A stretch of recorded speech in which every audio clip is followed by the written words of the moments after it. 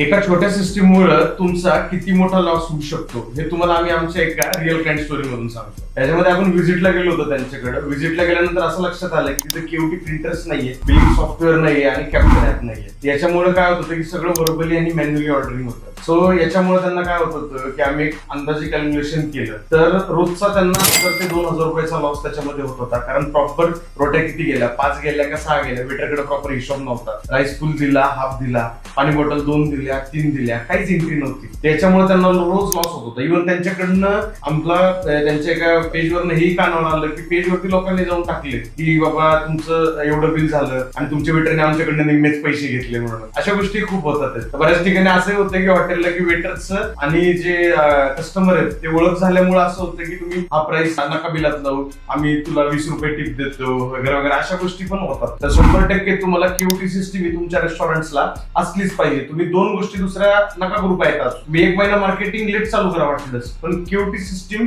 सगळ्यात कोर आणि main point आहे ते तुम्हाला डे 1 पासून पाहिजेच पाहिजे.